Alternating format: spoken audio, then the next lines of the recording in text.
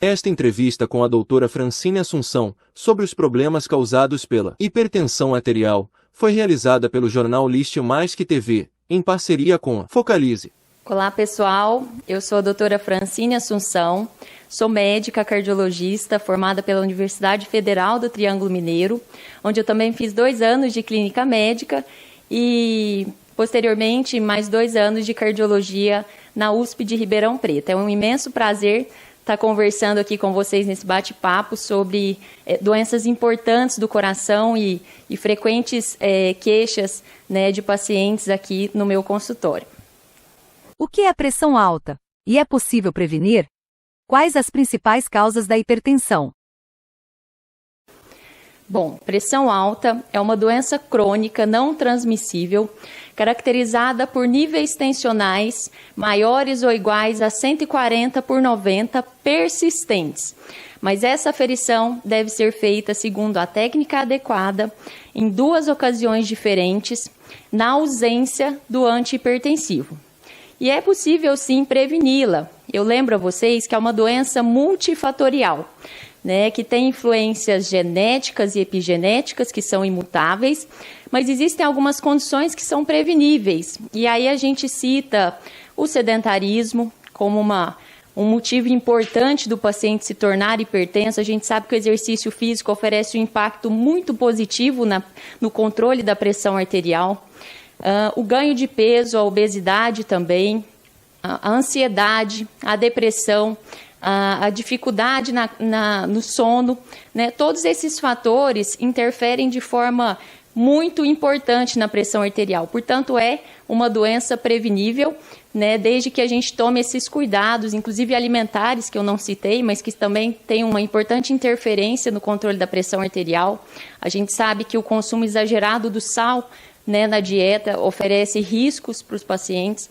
Então é possível sim preveni-la, né, tomando esses cuidados, né, de se exercitar, controlar o peso, a ansiedade, se atentar na qualidade do sono e na dieta também. É muito comum as pessoas associarem o aumento da pressão à dor de cabeça. Essa relação é verdadeira? Ou seja, a pressão alta sempre dá dor de cabeça? Essa é uma associação muito comum no consultório. Eu acho que de todas, né, que a gente vê, é realmente a mais frequente.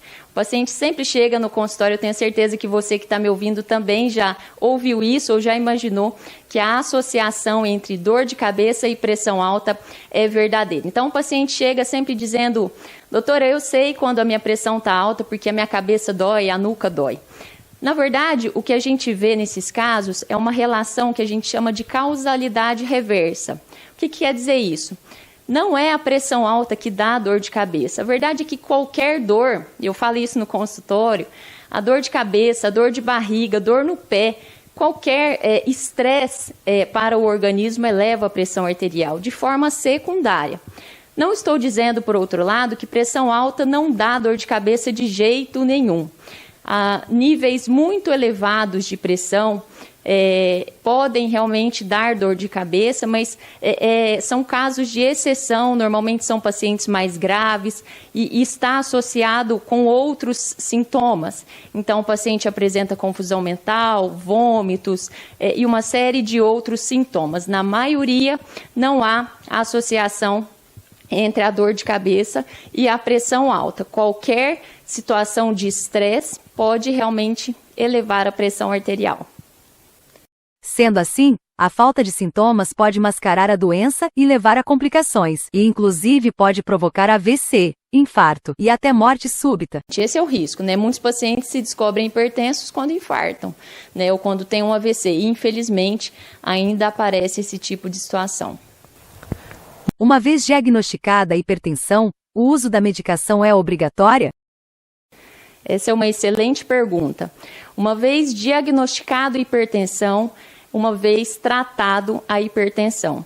Hipertensão diagnosticada é igual a hipertensão tratada, mas vejam, eu não estou dizendo que é obrigatório o uso de medicação, porque existem outras maneiras, né, de a gente controlar a pressão arterial que não medicamentosas, que na verdade eu julgo até mais importantes do que a própria medicação. Então, aí reforçamos aquilo que conversamos na primeira na primeira pergunta. Então, o exercício físico é importante no controle da pressão arterial, o controle do peso, o controle da ansiedade, da nossa espiritualidade. Pode-se controlar a hipertensão ou até mesmo reverter o quadro de pressão alta sem o uso de medicamentos em alguns casos? Muito bem, uma vez diagnosticada a hipertensão, nós devemos sim tratá-la. E o tratamento não necessariamente é feito com a medicação.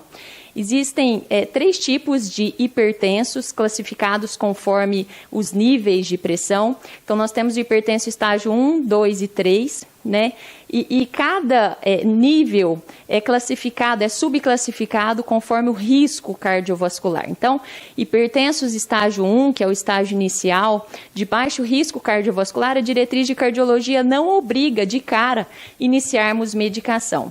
Mas, obrigatoriamente, nós devemos iniciar mudanças de estilo de vida, que é aquilo que comentamos na primeira pergunta. Então, aí falamos do exercício físico, né, do controle do sal na comida, e aí, eu sempre falo isso no consultório, o sal muitas vezes está escondido em alguns alimentos e não, a gente lembra habitualmente do sal de temperar salada, mas lembrando que muitos alimentos escondem, né, o sal. E aí falamos dos embutidos, enlatados, industrializados, né, os temperos prontos.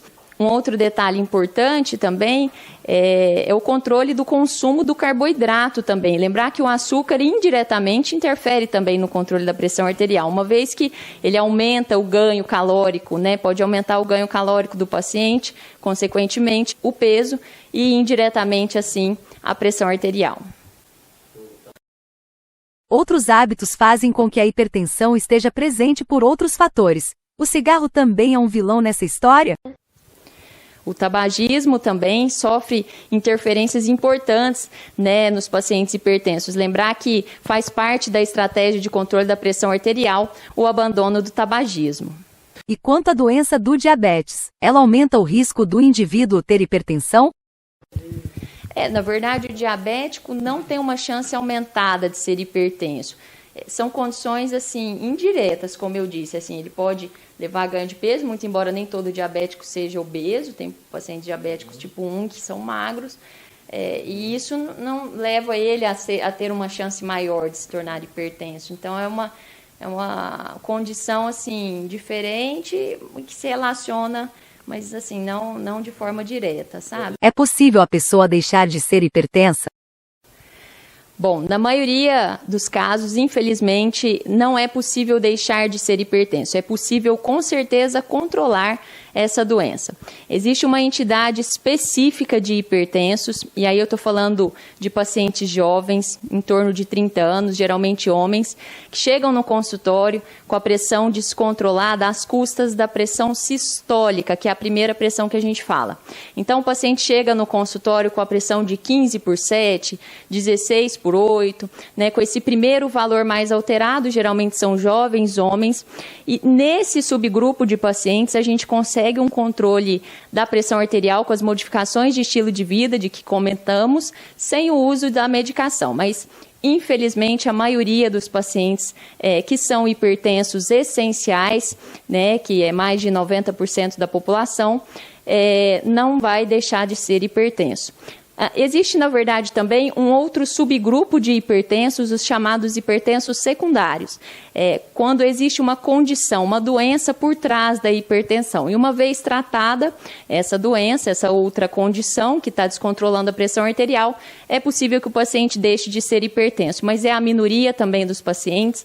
Mais de 90% dos pacientes que chegam no consultório são chamados hipertensos essenciais ou primários, e esses, infelizmente, dificilmente deixarão de ser hipertensos. Sendo o sal comum o grande vilão, algumas pessoas fazem uso de outros tipos de sal. Eles ajudam de verdade no controle da pressão? O sal light, ele tem uma porcentagem de sódio menor em relação ao sal comum. Só que o sal light, ele tem uma quantidade maior de potássio. Então, a gente tem que tomar muito cuidado, porque muitas das vezes o paciente acha que está, né, de forma saudável, comendo ou ingerindo o sal light, né, quando na verdade ele está, às vezes, excedendo a quantidade de potássio necessária diária. Lembrando que muitos desses pacientes fazem uso de medicações que aumentam o potássio, sem falar nos pacientes que têm doenças nos rins e que naturalmente também elevam o potássio. Então a gente tem que tomar cuidado. Eu tenho muito receio que esse tipo de sal, né, o sal do Himalaia também, que tem muito pouco a menos de sódio em relação ao sal normal, então a gente tem que tomar muito cuidado com esses subgrupos de sals que estão disponíveis aí, que passam às vezes a falsa impressão, né, de que são mais saudáveis, e aí o paciente acaba exagerando um pouquinho mais. Os níveis de potássio regulam e interferem também na pressão arterial. Mas e o sal rosa? Aquele que vem do Himalaia? E o sal light? Eles são realmente melhores que o sal comum ou existe alguma contraindicação? Então, não houve nenhum estudo que comprovou o benefício do sal do Himalaia ou do sal light para os pacientes hipertensos. Assim, é melhor, por exemplo, o sal light, porque tem menos sódio, né? Mas, assim, tomar cuidado, porque isso pode gerar uma falsa impressão e aí o paciente desliza, exagera, né? E acha que está tudo bem comer em quantidade, né, livre demanda, né, o sal do Himalaia, o sal light, então tem que tomar cuidado. Mas realmente o sal do Himalaia tem um pouquinho a menos de sódio em relação ao sal normal, mas muito pouco. O sal light tem menos sódio, bem menos, 50% de sódio, 50% de potássio. Mas ele tem mais potássio em relação ao sal natural. Então a gente tem que individualizar, porque tem paciente que não pode o potássio, né? Então aí ele controla a pressão, mas ingere mais potássio, né? Então é individualizado essa indicação. Sim, de cada paciente, conforme cada medicação, conforme doenças de base, doenças renais crônicas, naturalmente aumentam o potássio, então isso é individualizado mesmo. Quais os principais órgãos comprometidos na hipertensão? O coração é o que mais sofre nesse processo.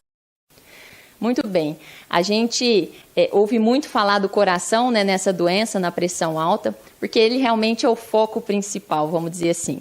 Eu costumo fazer a seguinte analogia no consultório. A pressão alta para o coração é como se você que está me ouvindo aí estivesse trabalhando com uma mochila pesada nas costas. Isso gera cansaço, concorda? Assim, a longo prazo, você trabalhando com uma mochila pesada nas costas. Para o coração, da mesma forma. O coração, quando trabalha sob níveis tensionais muito altos, também se cansa. E essa manifestação acontece a médio e longo prazo de diversas formas, com alterações estruturais no coração. O coração sofre hipertrofia, inchaço, né, enfraquece. O paciente muitas das vezes entra naquilo que a gente chama de insuficiência cardíaca. Mas vejam, não é uma doença restrita ao coração, é uma doença sistêmica. Que também pode acometer os vasos sanguíneos, levando à rigidez dos vasos. Rins também são focos importantes dessa doença. Lembrar que muitos pacientes, infelizmente, estão na hemodiálise por descontrole da pressão arterial. Vistas, muitos pacientes ficam, infelizmente, cegos, né, entram na retinopatia hipertensiva, né, consequente ao descontrole da pressão arterial.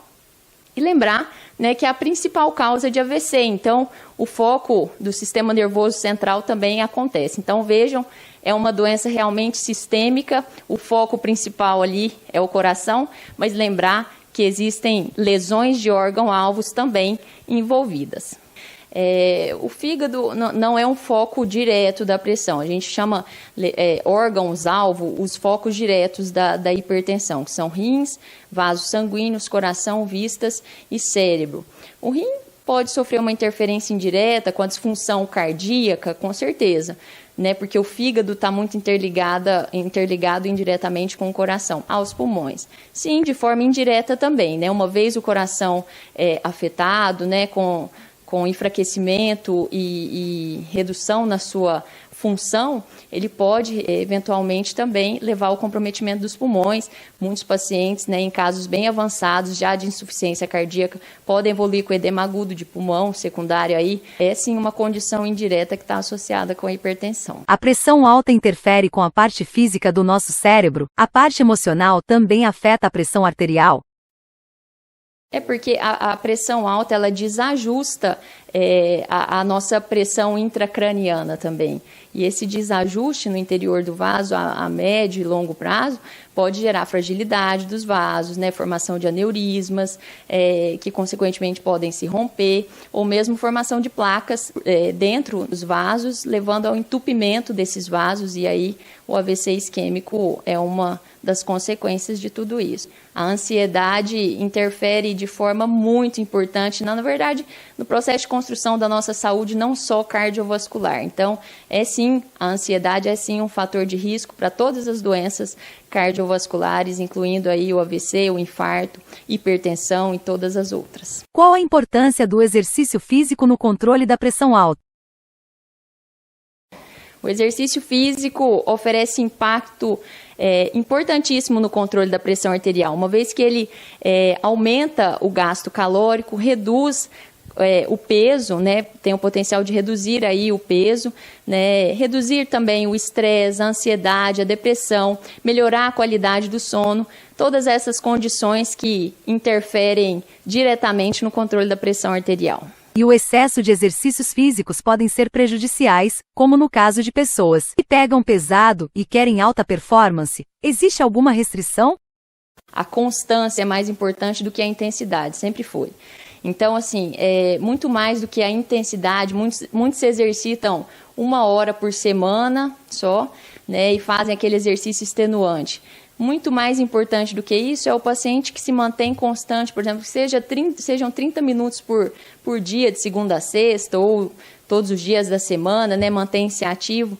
E lembrar que, como são doenças silenciosas, a hipertensão é uma doença silenciosa, muitas das vezes esse tipo de situação pode oferecer riscos para os pacientes, né? E por isso que é necessário o acompanhamento médico, né, cardiológico regular, antes de se iniciar a atividade física. Eu acho interessante, né, quando a gente está na infância, a gente acompanha certinho com o pediatra, né, e depois a gente fica um período grande, né, sem o acompanhamento médico. E lembrar que muitas dessas doenças crônicas não transmissíveis, a hipertensão, o diabetes, aparecem nessa fase, né, na juventude, na adolescência, no início da vida adulta. Então, é muito importante o acompanhamento regular, né, para que a gente evite uma surpresa triste, né, em uma situação de esporte, de atividade física. O condicionamento físico ele deve ser gradual e também contar com uma avaliação médica antes, é sempre indicado, sabe?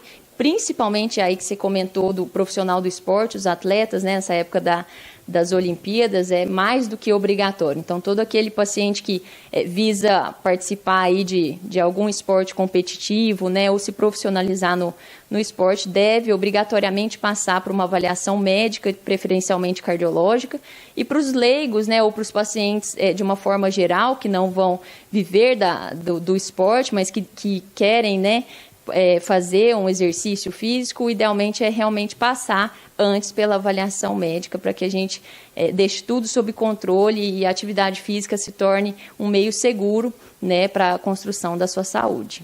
É verdade que os casos de hipertensão aumentaram na pandemia?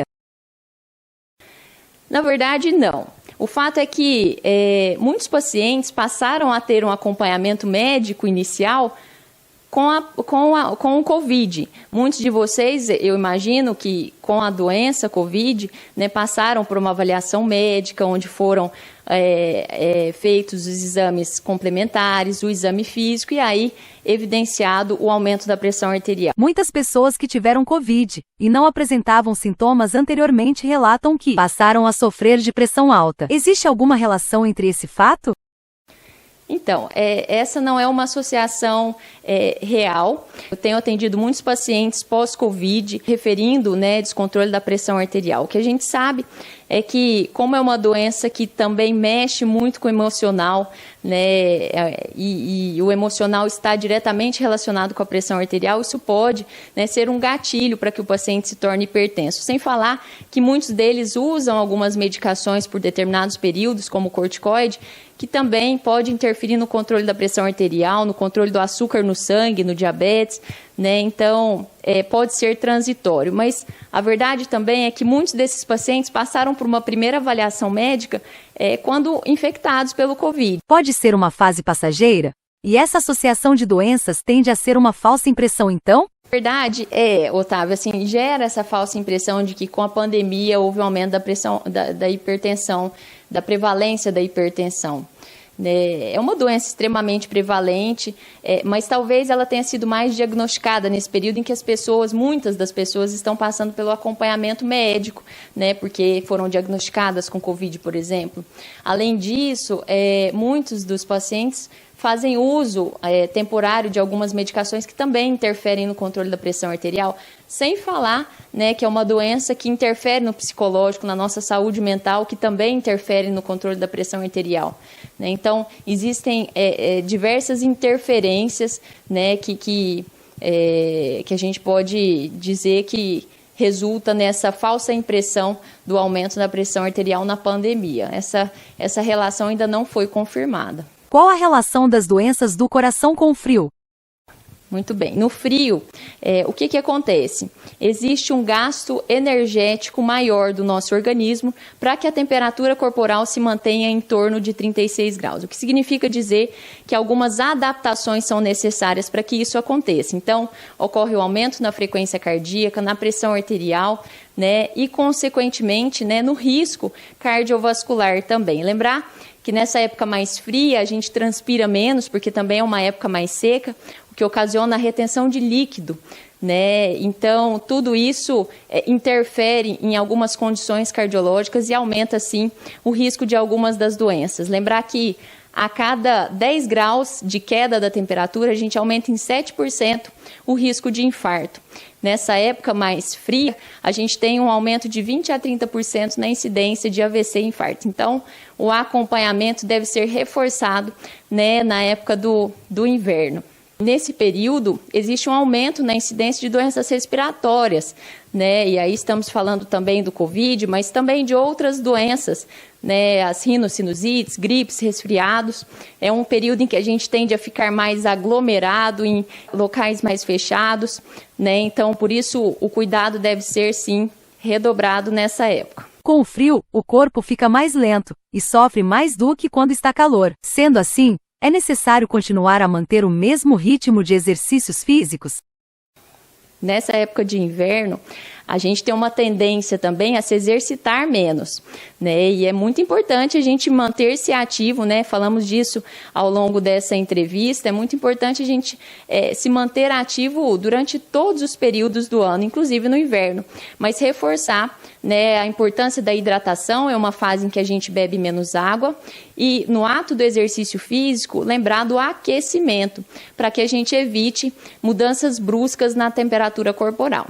O objetivo dessa campanha é conscientizar as pessoas sobre a importância de se cuidar e ressaltar que a pressão alta é uma doença silenciosa e que, se cuidar dá tempo, pode não ter tantas consequências, mas o fato da falta de prevenção, isto sim, leva a um sofrimento de vida muito grande. As pessoas que, por descuido, colocam a sua vida em risco. A prevenção é muito simples de se fazer, medindo a pressão regularmente, e ao exceder os níveis dela, deve-se começar imediatamente o investimento na prevenção dessa terrível doença, pois isso interfere para sempre na qualidade de vida de milhões de pessoas todos os anos. Nossos sinceros agradecimentos à doutora Francine Assunção por essa contribuição de importante relevância para a população.